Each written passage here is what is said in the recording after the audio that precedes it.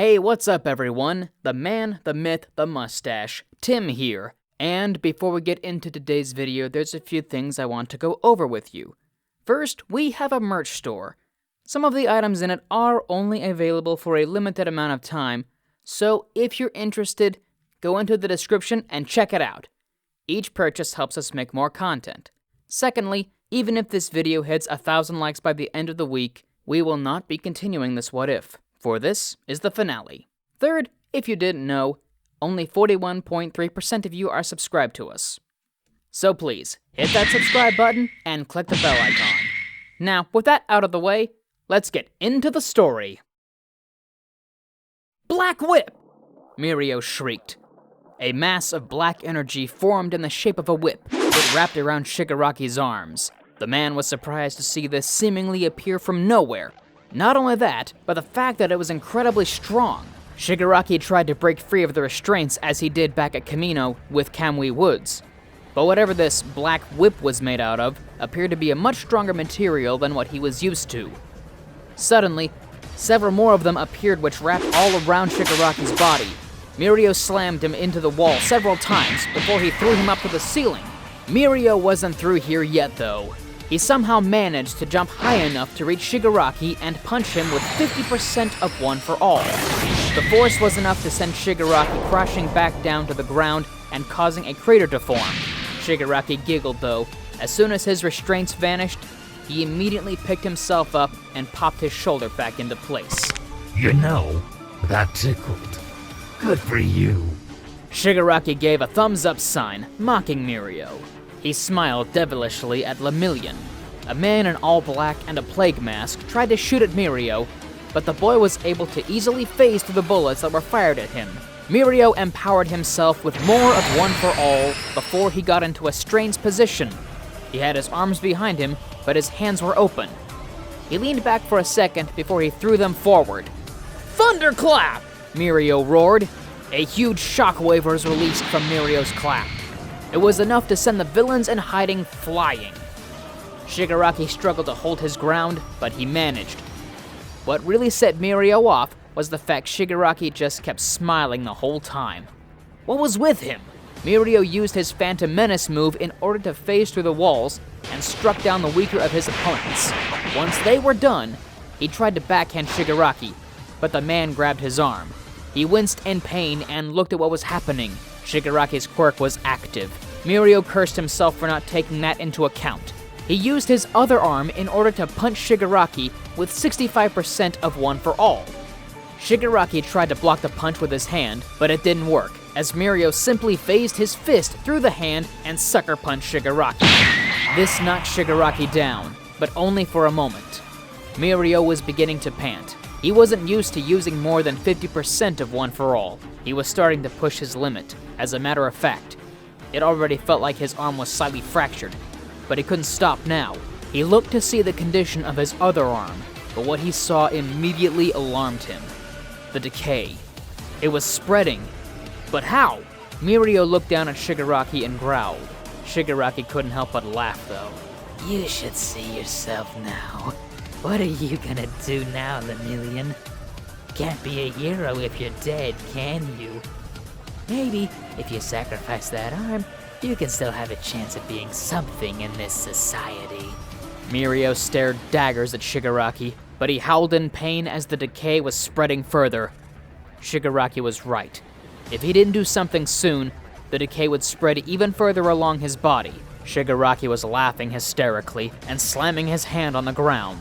Mirio didn't understand what this mentally ill man was doing until he saw the ground evaporating. He jumped up and used his black whip to attach to the ceiling. Unfortunately, it didn't work, but he found something else. He could apparently float. This was the second quirk All Might told him about a while back before his untimely passing. That's right.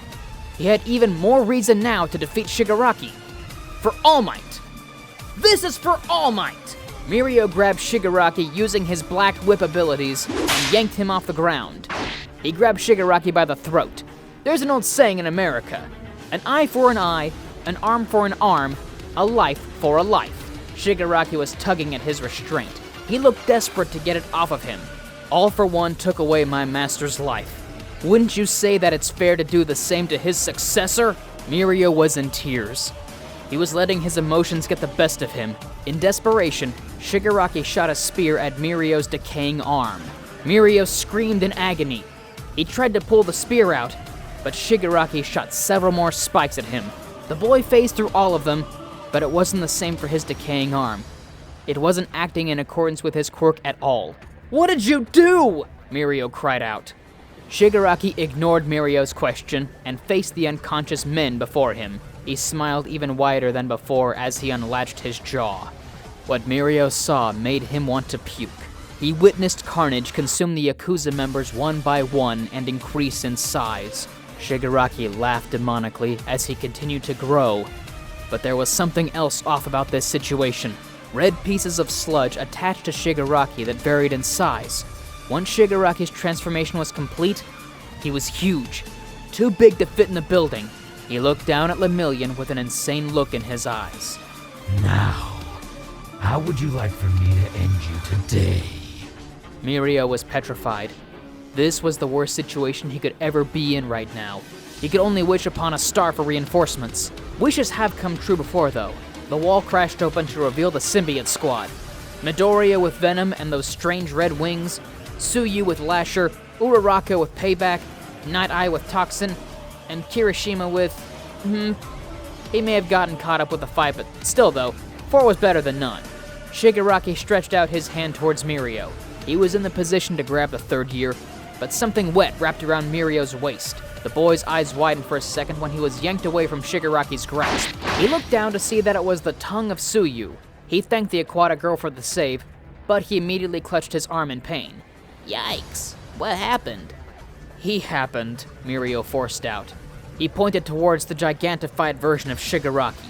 Well, at this point it was no longer Shigaraki. This was complete carnage. He looked down at his arm, then at the students. Cut it. What? I want you to cut off my arm before it spreads too far throughout my body. Tsuyu looked at Mirio's slowly decaying arm. It was already at his elbow. She was too nervous and squirmish to do it though. Night Eye looked at Mirio's arm. Sleeper covered Night Eye's body and formed one of their arms into a blade. I'm sorry we had to resort to this, Mirio. Even though Night Eye's face was covered, the voice crack was enough to tell the inner turmoil Night Eye was going through right now. Not only that, but everyone could tell there were tears that ran down Night Eye's face. Night Eye still went through with it, but he tried to ease Mirio's pain during the process. Sleeper had quite a unique ability, which was chemokinesis. In other words, Sleeper had the ability to produce liquid and aerosol chemicals, which had several effects. They formed a sort of drug to numb the pain that Mirio would feel when his arm would be cut off. While Night Eye was taking care of Mirio, the others were doing damage control to the highest extent. Tsuyu tried to put her best foot forward, but Carnage just swatted her away. Uraraka couldn't even summon her symbiote for some reason, so she was no help either. Midoriya was the only one who could do anything. He was tired though. He couldn't fight Carnage on his own, even if he was at 100%. He was at an incredibly big disadvantage here. He tried to fly, but he was too sloppy at it. He kept backing out seconds at a time. He tried to use the erasure ability he gained from Aizawa, but he couldn't keep his eyes open long enough. Uraraka and Tsuyu were relentless in their attempts against Carnage. Tsuyu began to read Carnage's movements a bit better throughout the fight, and thanks to her amplified agility, she was able to avoid quite a few of his attacks. That was all she could do though, as her attacks weren't all that effective against the beast. Uraraka was just getting in the way at this point. Midoriya realized this and grabbed her by the arm before she could get back into the fight and hurt herself even more. She looked at Midoriya with cold eyes. Let go. She tried to muster enough strength in order to pull herself away from Midoriya, but the boy's grip on her was too strong. He wasn't budging. No, Uraraka. I'm not going to allow you to get yourself killed. At least with Tsuyu, she can actively use her symbiote, but you haven't shown any signs of being able to use yours. Will you shut up already? You don't have the right to be lecturing me after lying to my face for so long now, Uraraka yelled. She completely snapped at Midoriya and found enough strength to break free of his iron grip. Midoriya moved quickly though and pinned her to the wall. Venom uncovered his face so Uraraka would look straight into his eyes. His eyes were dead serious. They were piercing red. This left Uraraka completely paralyzed. She was never made aware of Venom's bonding process with Eraserhead and Ryukyu. This power Midoriya was displaying right now, she had no idea what it was. What's this ability? Midoriya leaned forward. His glare intensified. Ochako was starting to break a sweat. She didn't know what was going on. Midoriya blinked his eyes a couple times, and his eyes went back to normal. He sighed and grabbed Ochako by the shoulders. Listen to me, Uraraka. All my life I was mocked for being quirkless, for being different. Everyone saw me as below them because of something I couldn't control. That fateful day, Venom bonded with me. It changed everything. I could finally fit in. But why? Why couldn't you trust us? Why did you keep your symbiote a secret for so long and waited for someone else to spill the beans? Because I didn't know how you guys would react. I've had trust issues for over a decade now. I know that it wasn't right for keeping this a secret for so long, but I was afraid to lose everyone. You especially. What?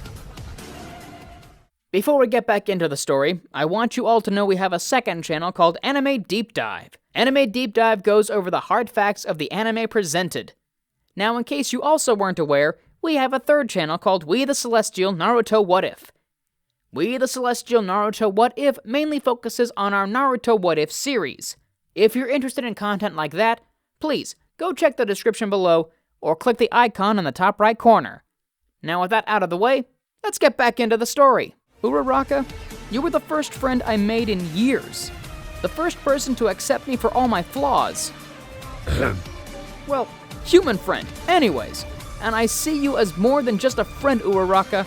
Uraraka blushed as soon as she realized the implications of Midoriya's statement. All the bottled up emotions were coming out at once. There was another reason, and that was because Venom was being experimented on. I wish I told more people I trusted earlier, because we probably could have prevented this mess from happening. Uraraka began to tear up as a purplish sludge surrounded her.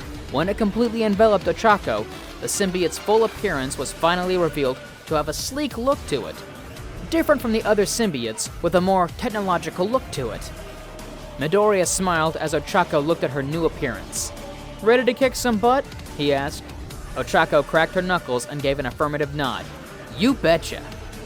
Uraraka leapt towards Carnage, but she wasn't prepared for the physical boost. She yelped in surprise, but quickly adjusted herself. She tried to shoot some webs at Shigaraki, but something else came out instead. Her body released several bolts of electricity. Carnage screamed in pain and swung their arm at Ochako. Tsuyu used Lasher's tendrils to grab his arm and pull it down for a few seconds. Midoriya leapt into action as well and flew towards Carnage. He was fighting off the slumber in his eyes the best he could. Venom was working on overdrive in order to manipulate the body enough to not end up crashing immediately from Midoriya's constant blackouts. He was pumping stimulants into Midoriya's brain to keep the boy awake long enough in order to speak to Ochako. After all, he was the best wingman ever, and she needed to be able to use her symbiote in some form or fashion. Adrenaline wasn't working, so he decided to go another route with her. Midoriya, now pumped full of adrenaline, activated Aizawa's quirk. He knew he wouldn't be able to hold it for long, but every second was worth it. Carnage screamed as they could feel their bond being forcefully separated by Midoriya. The hulking behemoth let out a monstrous roar as they tried to swing at Midoriya, but Tsuyu, with the help of Lasher, was able to wrap Carnage's arms in their tendrils and tongue. Several more tendrils came out of Lasher's body. They grabbed onto the rest of Carnage's limbs. They were putting in everything just to restrain the behemoth. Thankfully, less of Carnage was beginning to show. Some parts of Shigaraki's body began to appear instead. Uraraka used the opportunity to speed up the process of removing Carnage from Shigaraki by using her electrical abilities to shock him. Shigaraki screeched in pain and started swinging violently. Midoriya continued to keep his distance from Shigaraki, but he was struggling to keep his eyes open. He started to squint. He closed one of his eyes and forced the other one to stay open. He could see that Uraraka was doing her best against Shigaraki. She was relentless in using her electricity to hold Carnage down. Midoriya knew he couldn't keep his eyes open for much longer, and he remembered about his bioelectrokinesis. He took a leap of faith and flew in towards Shigaraki. He activated Aizawa's quirk and used his electricity to help further suppress Shigaraki. A green and black wolf, presumably Sleeper, charged in and shot a strange yellow liquid at Shigaraki, which caused a large explosion. Midoriya, Uraraka, Tsuyu, and Sleeper all leapt back from the explosion that took place. There was a lot of smoke, and they waved away the dust and saw a silhouette of what they believed to be Shigaraki without his symbiote power-ups. Once the dust was cleared, it was revealed this was a husk. Shigaraki's skin was completely dried out and gray. His mouth was wide open, and he was looking up at the sky. Before they could relax, though, they were immediately put back on guard when his mouth started to move. Curse Hero Society. Red spikes shot out of Shigaraki's body. Midoriya was able to dodge the attacks, but Mirio and Night Eye weren't so lucky. A large spike impaled itself into Night Eye's abdomen, and another spike shot its way through Mirio's eye. Mirio screamed in pain and was bleeding at an alarming rate. Midoriya was wide awake in shock. He was fueled by pure, unadulterated rage. He charged at Shigaraki at such a fast pace that he was a blur to everyone else. Midoriya punched Shigaraki in the chest, but he used so much strength in the punch. His arm went right through Shigaraki's chest, and the lightning produced was intense as ever. Carnage wouldn't be able to come out even if it wanted to. Midoriya didn't care though. He was angry. Shigaraki just killed 2 of his comrades in one fell swoop. He looked at the almost lifeless eyes of Shigaraki. There was glee in the man's eyes. He couldn't stand to look at the man's face anymore. He didn't deserve to live anymore, and there was a chance that even after this he could survive. He wanted to make sure the man paid with his life. Midoriya bashed Shigaraki into the wall several times before he cracked open the man-child's head and began to feast on it. Midoriya took a step back when he realized what he had just done. His hand shook in fear. He looked at them, blood-stained. He just ended a man's life. Not just that, but in the worst way imaginable. He ate them. He was having a mental breakdown now. What he had done was not only unbecoming of a hero, but more befitting of a devil. Was he really a monster? Before he could finish his thoughts, he felt 2 arms wrap around his waist, and a head rest itself on his back. It's going to be all right, Midoriya. Just let it all out. You don't have to carry your burdens anymore. We're here for you. Midoriya cried. He cried like he'd never done before. He let it all out, finally knowing that he didn't have to fight alone anymore. Knowing that there were more people besides Venom out there to look out for him. He could finally be at peace with himself for once. And with that, he slept.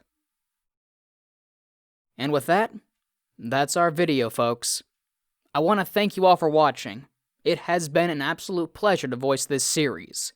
I'll still be around, but I gotta say, the Deku Venom series has been pretty fantastic. Now, before I go, I do want to let you know a few more things. On behalf of We the Celestials, I want to thank the writer for this video, especially this whole series. It's been a pretty good job, hasn't it? Without the editors, we wouldn't have had some of the cool imagery brought up for this. Their details will be in the description below.